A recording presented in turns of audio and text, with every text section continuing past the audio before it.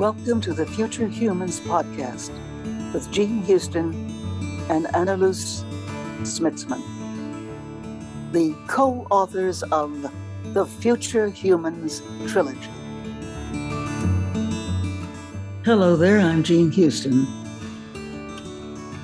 Today we have the enormous pleasure of welcoming our very dear friends, Donna Eden and Dr. David Feinstein, the founders of Eden Methods. Now, I've known Donna and David for decades. We figured out it's close to 50 years.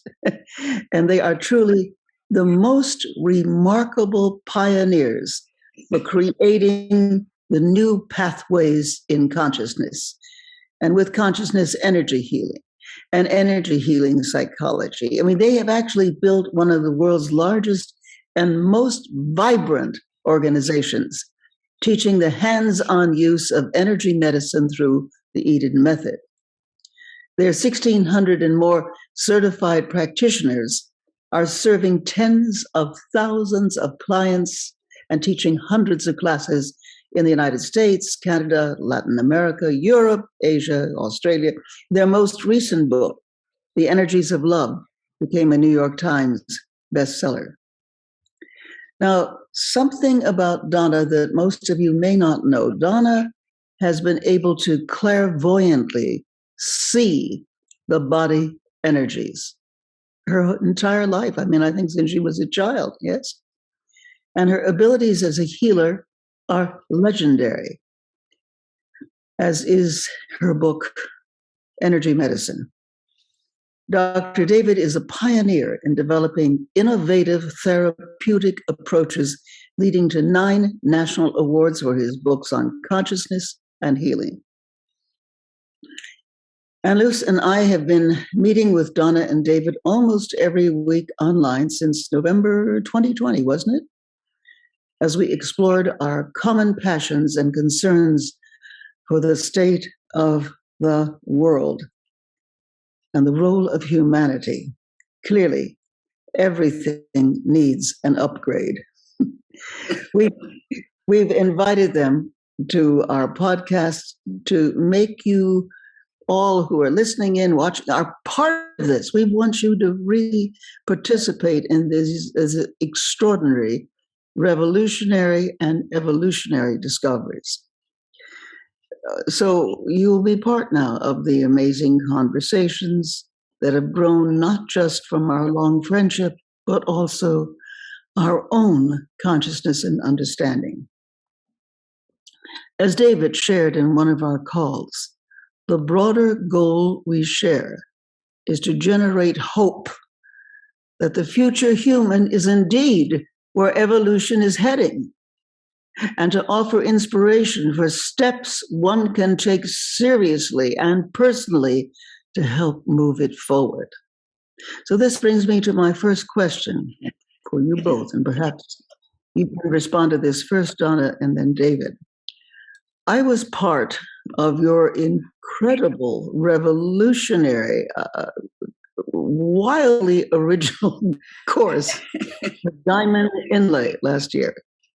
And you taught us that the diamond inlay is part of our human natural energy system, our human natural energy system through which the universe is supporting you, supporting us with new evolutionary patterns, and through which you are in very specific ways reaching back and responding, and I would say growing with the universe.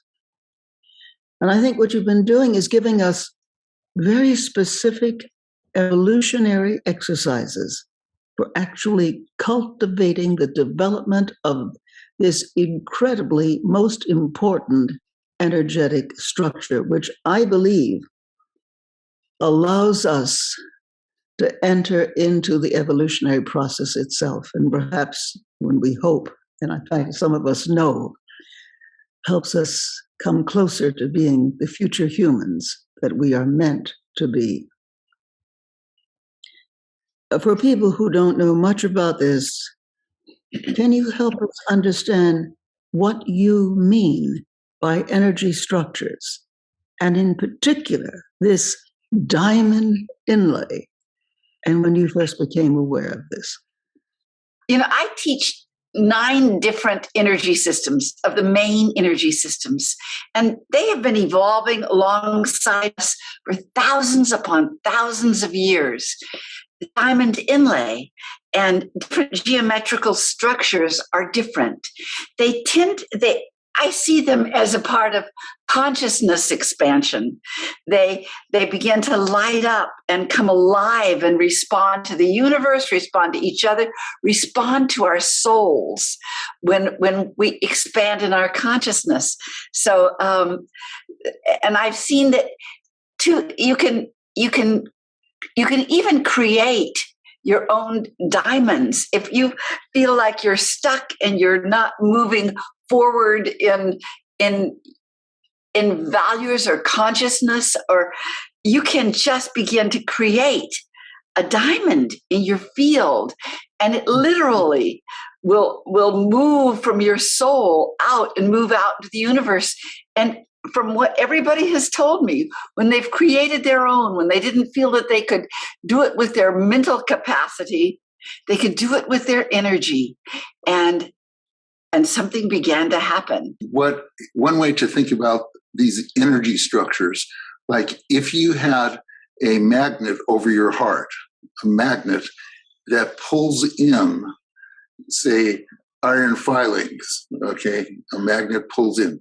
The diamond inlay is an energy structure, an energy that pulls in certain forms. And the forms that it pulls in are very interesting because they are forms that exist in the universe that pattern evolution. They pattern your next personal step, and they also pattern a larger social, cultural next step. So you bring it into yourself and it becomes yours. It becomes your awareness, but most people don't know about it. Most people, it's all happening beneath consciousness.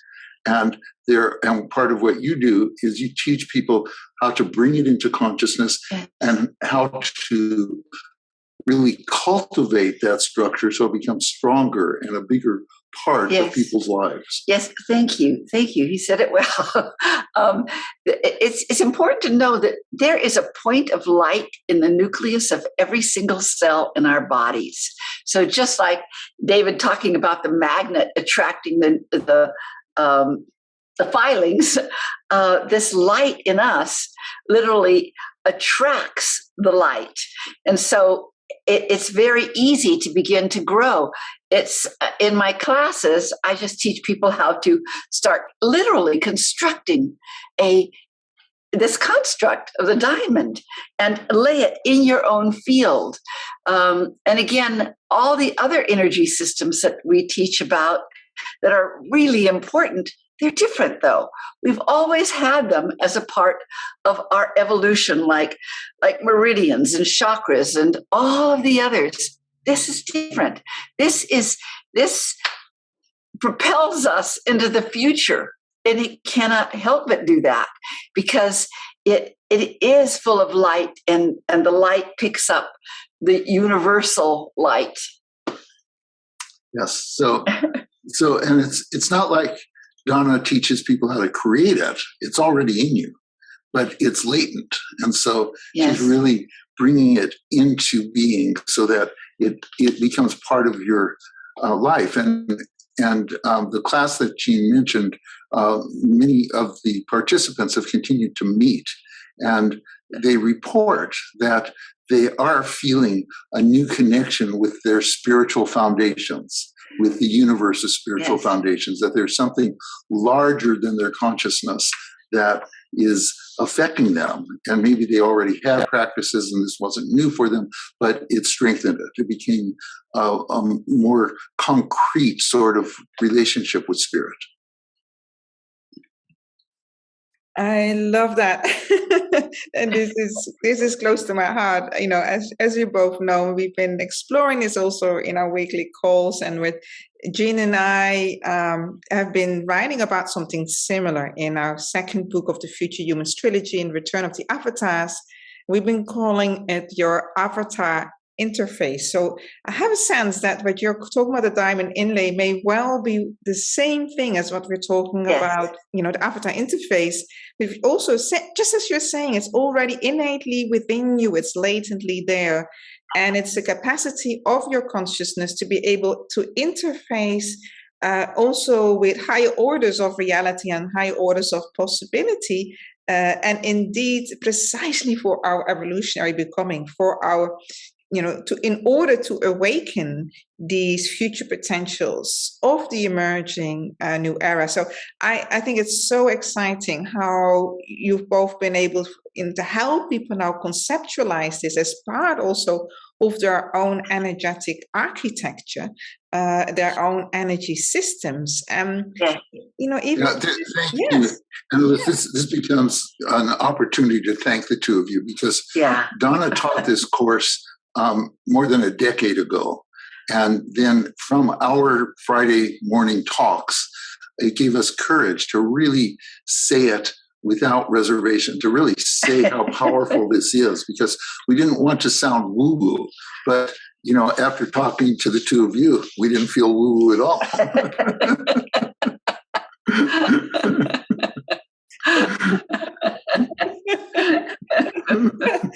Yeah, it's not woo-woo, it's woo-hoo.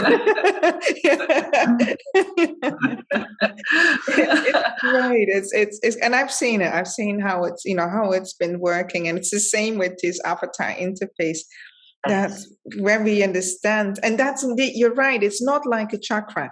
You know, the people are used to the chakras, these vortexes, but this, because of the interfacing capacity, that is a communicative capacity for, and as you just pointed out, David, a bit about how it helps to pattern these evolutionary potentials and capacities. I think this is what's so important, because it's this new patterning that allows for new perspectives, new understanding, new behaviors. So just to build a bit more on that as well, you know, we're in a time of so many challenges right now. And a lot of people, every time we think the world is going, you know, we're recovering from one crisis, and there is the other, and then there is the next one. And there's a lot of stress for people, because there's a lot of also uncertainty, a lot of anxiety, and a lot of shock. Now, here also, we believe that your systems of the energy medicine, energy psychology is really important right now. Even we had this conversation also when COVID was peaking, how in the ways that you were working, it was also giving people a sense of hope and trust that there are things they can do with their own body directly to also improve their immune systems, to improve their healing capacities, but also to improve their mental health, emotional health, spiritual health. And you said this in a beautiful way, that when the nervous system and your energy, your body's energies are balanced, then the light within can shine brighter in a healthier body and a healthier mind, and also bring the soul forth, right? So, Donna, I'd love for you to respond to this first and enlighten us a bit more, and then David. Yes, it's true. I mean, when the energies are balanced in your body, first of all, you know it. You feel alive and happy and clear, and your brain works well, and everything is, it is an amazing thing. And it also, it allows for these, it could be more than one, it could be several diamonds coming forth. I mean, I've seen around people sometimes with just glowing, and I think that's what makes their auras shine so much when this glow of the diamond happens. But I believe in the future. I believe that this is so important at this time in our lives, that that the universe is really reaching to us as well. You know, it's like it takes about 1 million years to evolve in, and we don't have another 1 million years to get it together in. It's got to be now, and it's very thrilling to me to see this energy coming in and allowing for people to, if they can't even follow it with their minds, their energy feels good, and something begins to move forth, and their consciousness does expand. And so one of the, really talking about evolution, one of the things that Donna says often from the stage is need to teach triple warmer to evolve. yes. Now, what that means is triple warmer is a meridian. It also serves as a radiant circuit, but it's a meridian that governs the fight, flight, or freeze response. And it helped us survive as a species. We needed it. We needed to know how to not need to think when the saber-toothed tiger steps into the cave. You need to just react. You need to run or find pick up a club or hide and freeze. But that now we go into that same, and there's a cost to that to the body. It sends cortisol and hormones throughout your body. There's a real cost to that, but we go into fight or flight when we're driving along and the traffic slows up and we're late for where we're going and we're in fight or flight. And so evolving your triple warmer is really teaching your triple warmer to not go into that fight or flight response when you're in normal everyday stresses, so that you can use your thinking mind, you can use your frontal cortex to figure out, am I going to call the people to tell them I'm running late? Am I going to take a detour? You can figure it out. Yeah, I just want to say one of the things that happens, because this triple warmer energy, it probably kept us alive as a species, but now it must evolve. And I do think that this diamond inlay is helping it. Like, I cannot tell you how many times now people have told me that when they were in a stressed place and suddenly they could just link to their diamond out in front of them, and everything changed. It's like they were fed with an energy that all was safe. They were safe. Everybody is safe. And they just could relax. I believe the diamond inlay is literally giving information to triple warmer to relax and let go and evolve, so that we don't have those reactions in life, so that a leader of a country doesn't start a war because he was simply reacting.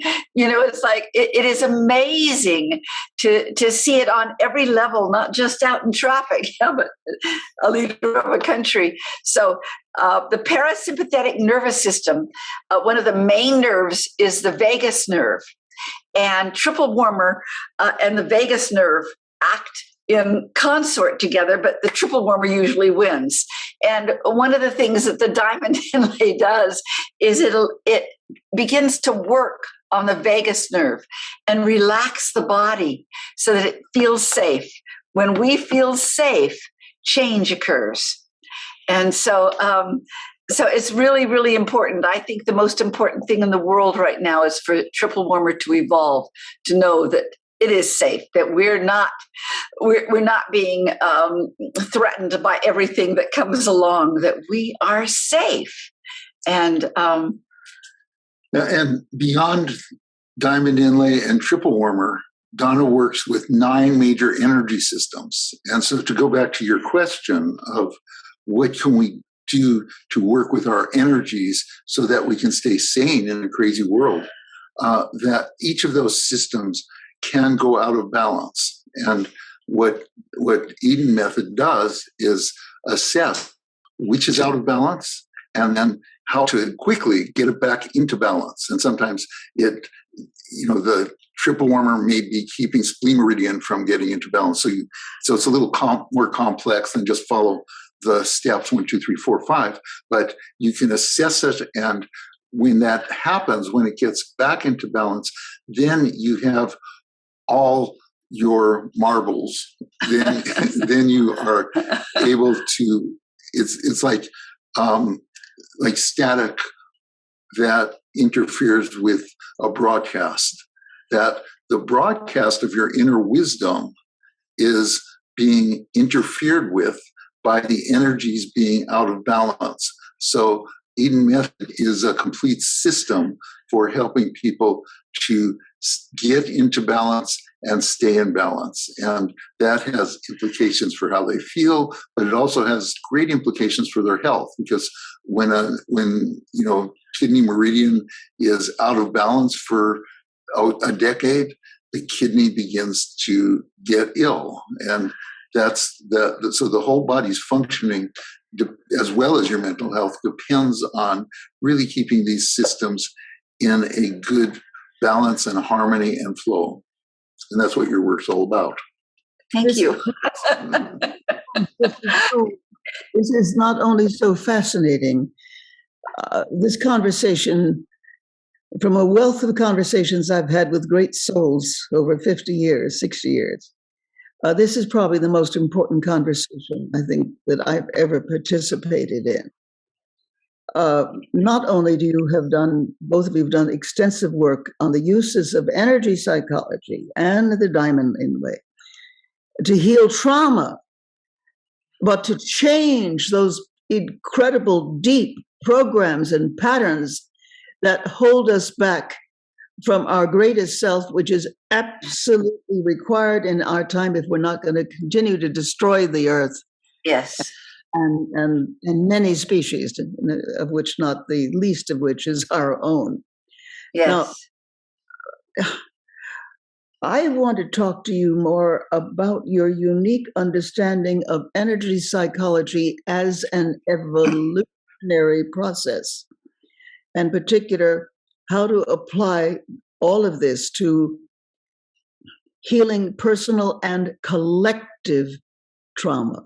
Personal and collective trauma, which is what we're in right now. It's just like what often happened in history prior to renaissances and renewals. You had these terrible pandemics and total social breakdowns, which is where we are now. As you know, a little bit from my own work, which has been, to put it very simply, the possible human and the possible society. And they are both deeply related to each other. And the reason we have seen very little in the evolution of the possible society, we see a lot of the possible technology, but not the possible society, is because of these formidable losses, dis-eases in our body, mind, psyche, collectively.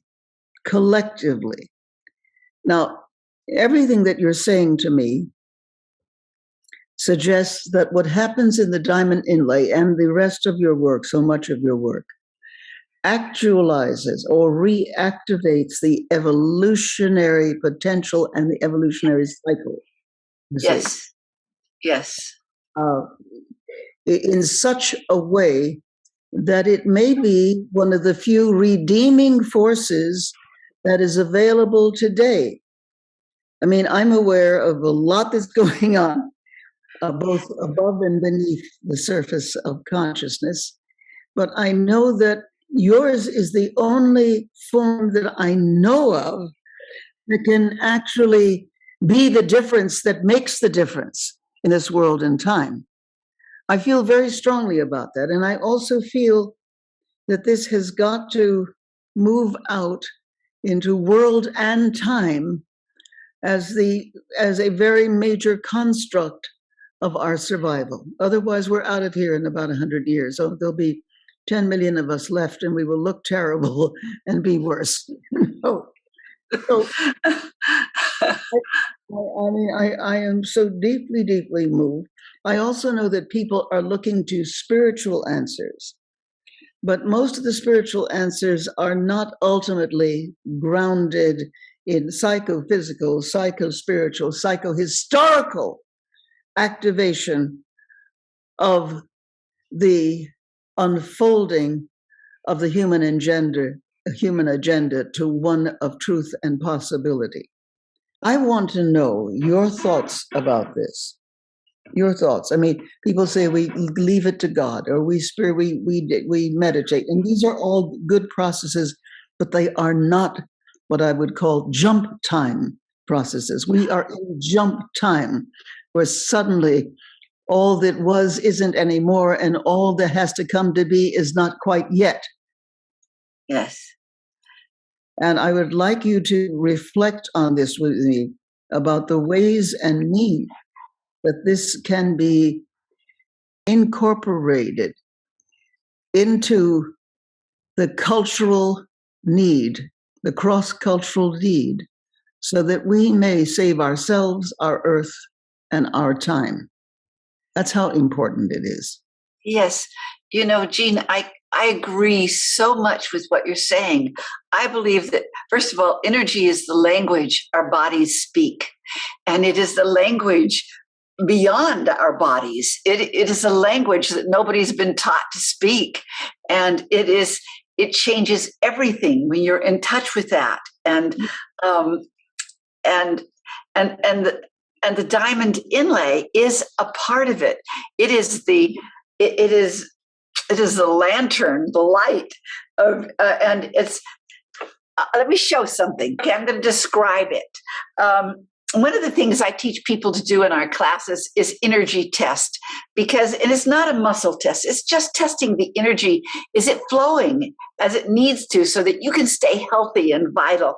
And so I'm going to just, and what I'm doing is I'm holding David's arm out and pushing it towards the wrist down, and he's pushing up, and he's strong. So I'm going to say, just bring to mind something that bothers you. Don't tell us what it is. Just bring it to mind. And now I've got one finger. Now hold with all your might, David. It takes just bringing stress to mind, wipes your energy out. But have you ever seen anybody throw your hand to the forehead? You know, I always think of these as the oh my God points. Oh my God, you know, and we do that organically. David, I just want you to hold your hand to your forehead, and the body is so brilliant. It knows precisely what to do. The energies respond to us constantly. And your hands are electromagnetic. So is the blood in your body. So when you get stressed, the blood leaves your forebrain to go into your body for the fight or flight or freeze response. And so you have no blood in your brains anymore to even think your way through things. But if you put your hand up to your forehead when you're really stressed out, you will draw the blood back up into your forebrain so you can think again. Now, we don't know how bad his stress was, and maybe it wasn't enough. Maybe he needs more, but we'll see. Think of the same stress.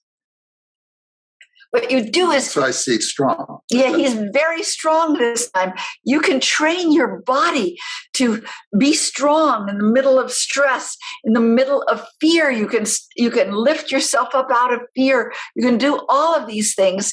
And the next step, after all of the ways of working with the energies in your body, truly the next step is, I would say, two things, something I call the assemblage point and the diamond inlay.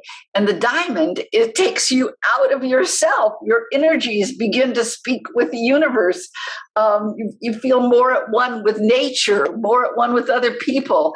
You don't feel a reactive response to people or things. And I think that every government in this world needs to learn energy. They need it so radically. And I wish I could go over and... It's spiritual teachers. It's teachers themselves, you know, for our children. If our children, get this early in life, just think of what the world will be by the time they're adults. That's right. That's exactly. Yes. Nothing more important than everything you're saying, frankly. Yeah. So, Jean, in terms of what you were saying before, even though it's very flattering to hear, and I know that in our private discussion, it's going to mean that you're going to outline for us another big agenda to put on our plate. Much of what Donna teaches, we're world shifters, whether you like it or not. So you have to hear it. but what you're talking about, what Donna's bringing, is a technology, and part of the technology has been around for thousands of years. Acupuncture That whole system, it's been not really developed in the West. But what's new is that we're combining it now with scientific understanding. And so that's what gives it a whole different way of, a whole different power and a whole different impact. And what you mentioned energy psychology before. And if I can, I'd like to speak about that, because energy psychology is a part of energy medicine. It's not separate from it, but it's a part that focuses in on consciousness. It's a part that focuses in very specifically on how the mind works. And what happens is that by tapping on acupuncture points, that you are sending signals to different parts of the brain.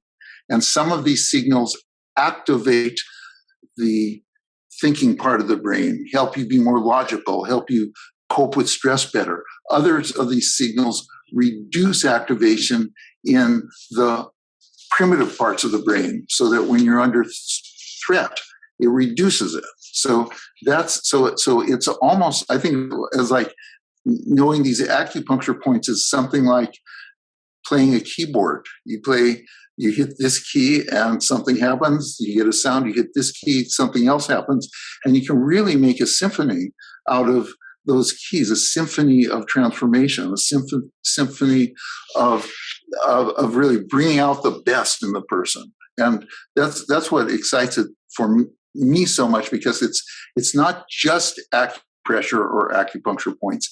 It's combining that with our understanding, our modern understanding of cognitive psychology and how the mind works, so that we can get very precise in how we help people to overcome trauma, how we help people to really evoke their possible human, in your words, to really bring that out, to see where it's blocked. And that's what excites me the most. And Donna and I right now are writing a book on this, on tapping, with Sounds True, our dear friend Tammy Simon and her company. And we are right now in chapter 4. And chapter 4 is the chapter about anxiety. And we were writing this while we had COVID, while we were getting all these reports of environmental devastation, fires, floods, all of that, and watching the governments in the world really not being able to manage the communities, the societies that they're in charge of. So we're watching all of that and writing about anxiety, and that was hard enough. And then Russia invades Ukraine, and suddenly we're having these images cast before us every day of unspeakable horrors, and we have this threat of nuclear war facing us once again. So all of this, and frankly, the response we had to that was to get frozen. We had writer's block for months. Chapter 4 has just extended because we haven't known what to do about it. And so we started to say, well, it's true that why is it that we don't have answers? And we realized it's because nobody has answers. Nobody knows what to do with what's going on. And so we started to say, well, that's our dilemma right now. Can we use the tools that we're teaching people to really begin to deal with that dilemma? And we realized that, yeah, we can't tap world problems away, but there's a lot that we can do to live more effectively in a universe where the challenges are beyond our comprehension, beyond our problem-solving ability. How do you navigate your way? And we realize, well, who are we to tell people how to think about these threats, how to manage their anxiety about it, if we can't help ourselves? So that was our project, was to figure out how to help ourselves with this. And we came up with 7 areas where we can make a difference. What I'm going to ask you to do is to repeat these as I say them.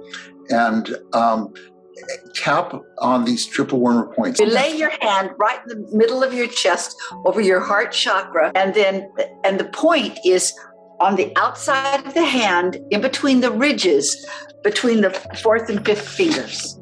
And you just tap there with a steady beat.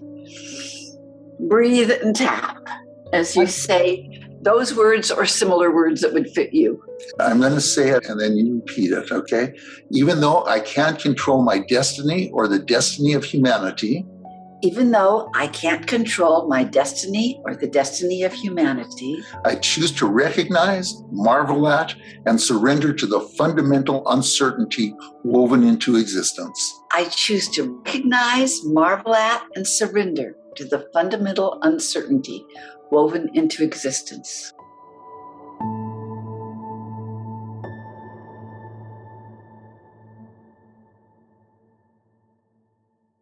Coming back to the diamond inlay, then, if the diamond inlay accelerates that evolutionary, the new patterning, and tells the body-mind system to relax and to ease, it sounds to me then that exactly what you were saying in the combination of both the diamond inlay, and you also talked about the tapping, that instead of having to respond to uncertainty with anxiety and stress, we can then have a new evolutionary response.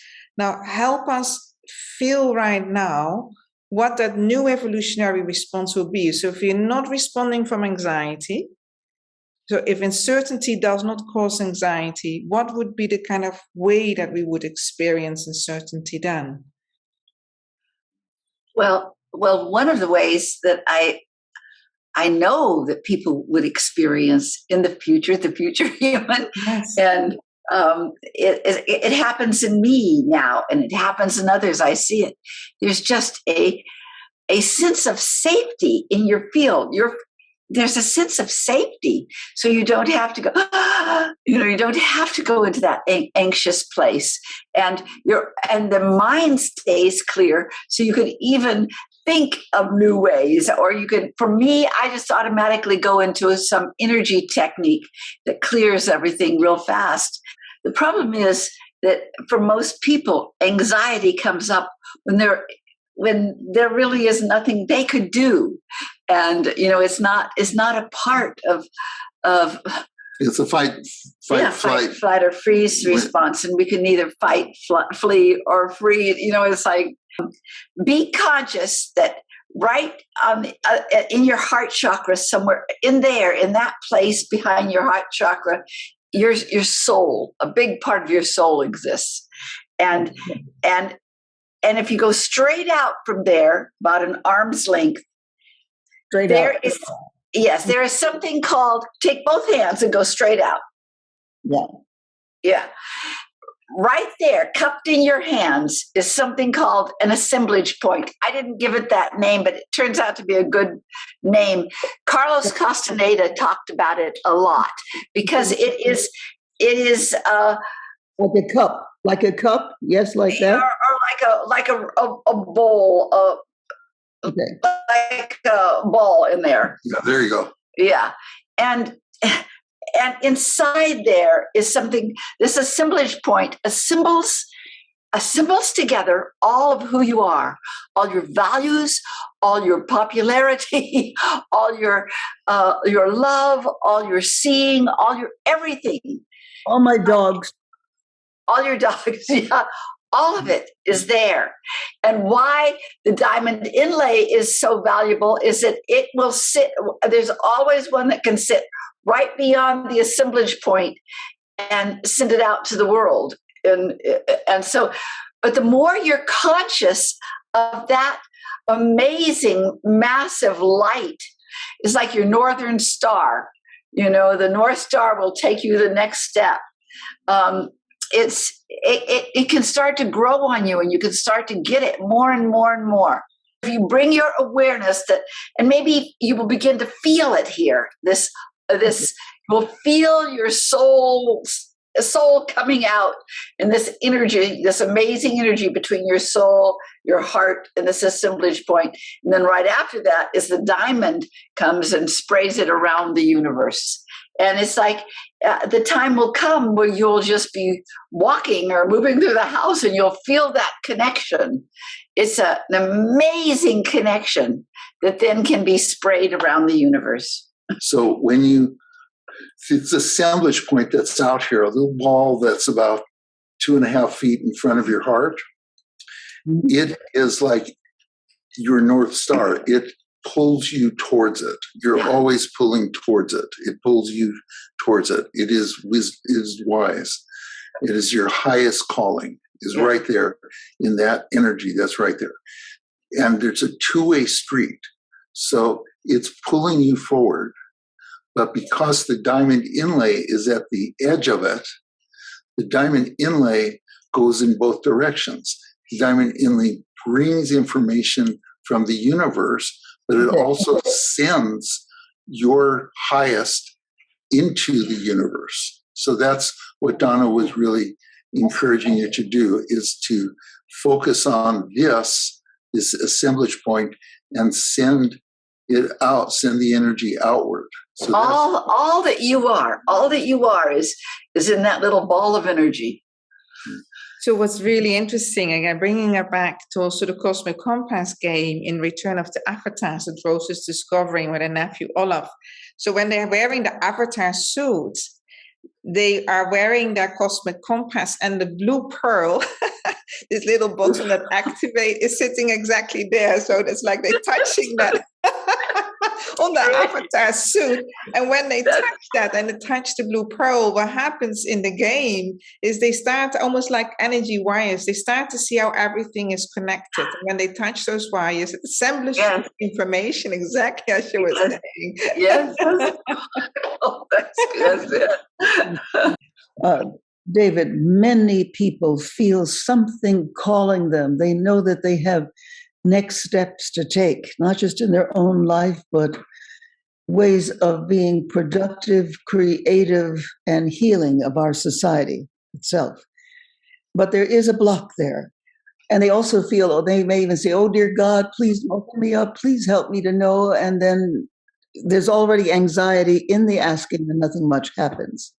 How to transcend, how to release that anxiety so that there is a free flow between themselves and, dare I say, their higher destiny. Yes, I think that is really encapsulated in the Serenity Prayer. That, God, give me the serenity to accept the things that I cannot change, the courage to change the things that I can, and the wisdom to know the difference. That it's just right there that people often get caught, is that they want to change things that they really can't change, and that stifles them, that just paralyzes them.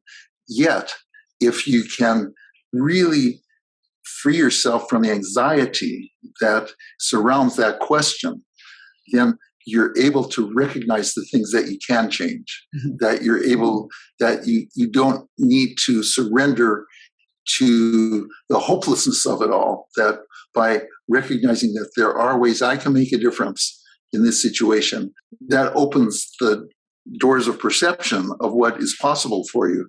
And that's a place where tapping really can help a lot, because it can reduce that anxiety around the question and really focus on attuning yourself to the possibilities in the situation. Here is how I can make a difference. Here is how I, David, can make a difference. Here's how I, Jean, can make a difference. There's things I can't solve the whole giant problem of the universe. That's God's problem. Okay, but I can do my little part here. You're just a fairly big part in yourself. And it's tapping at that time to do that. Yeah.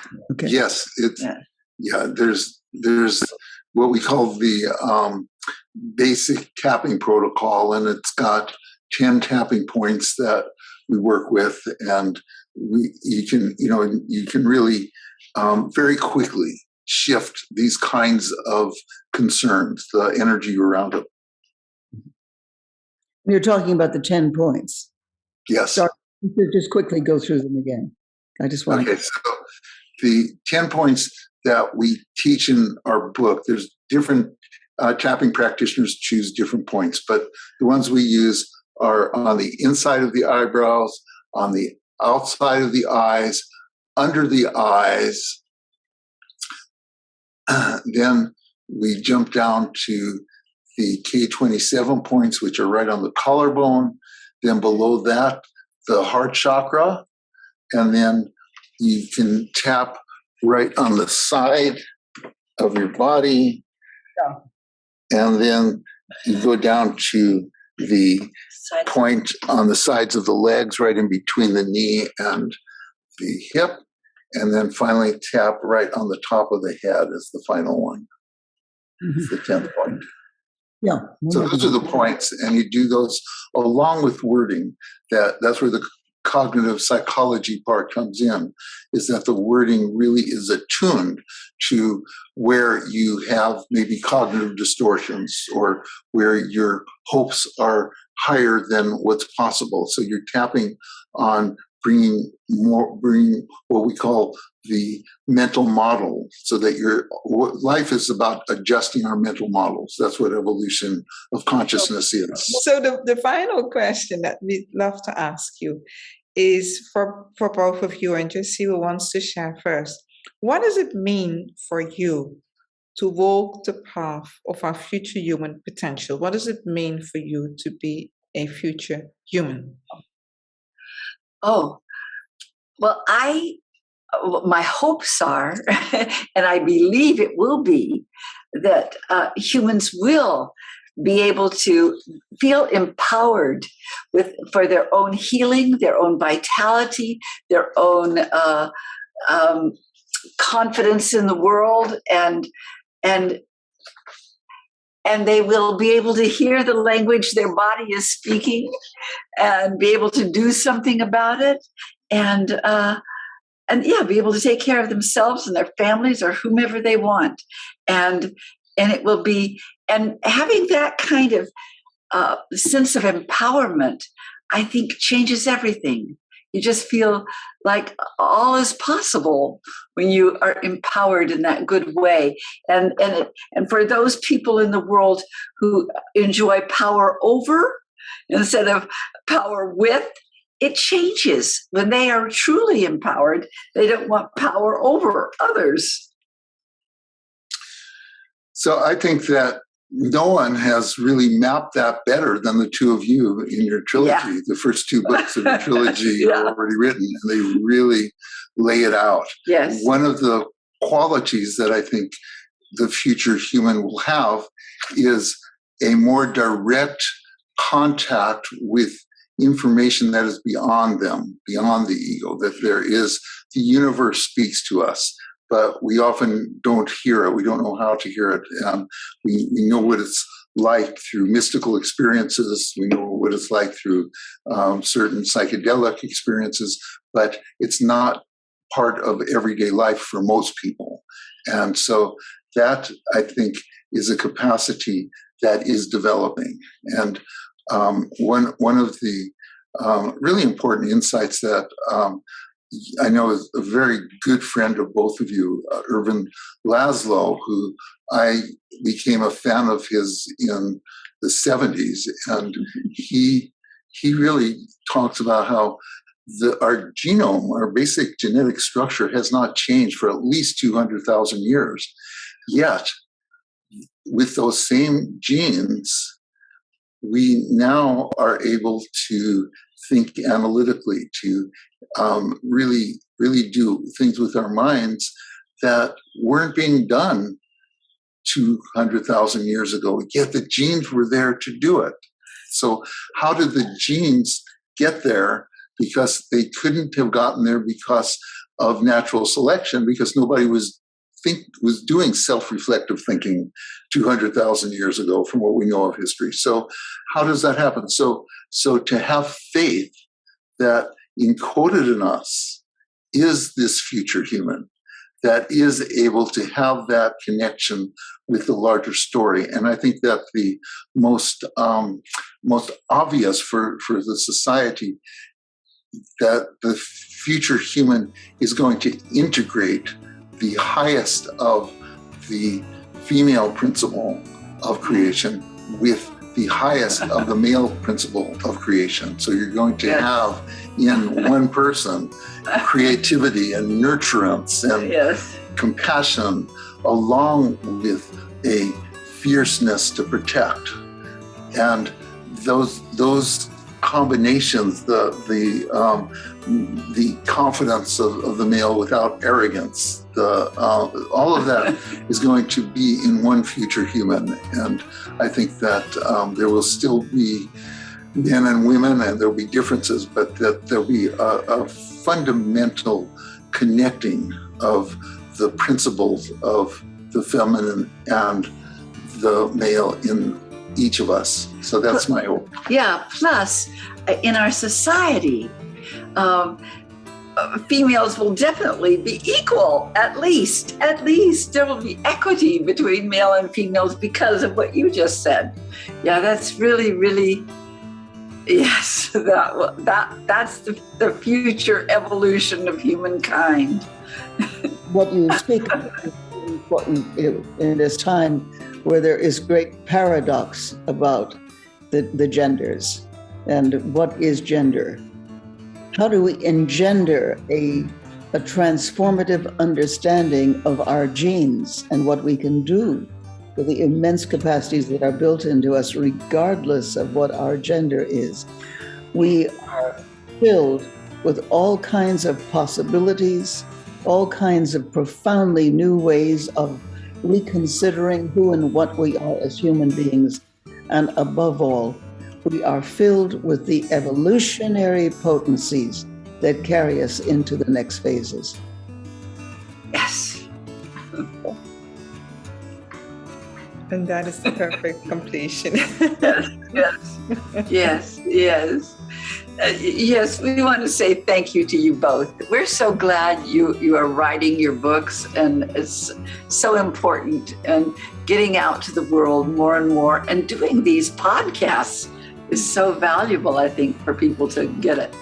Thank you both so much for everything you are always sharing with us of yourself, of how we're living into the questions together, of all of your wisdom and your insights. And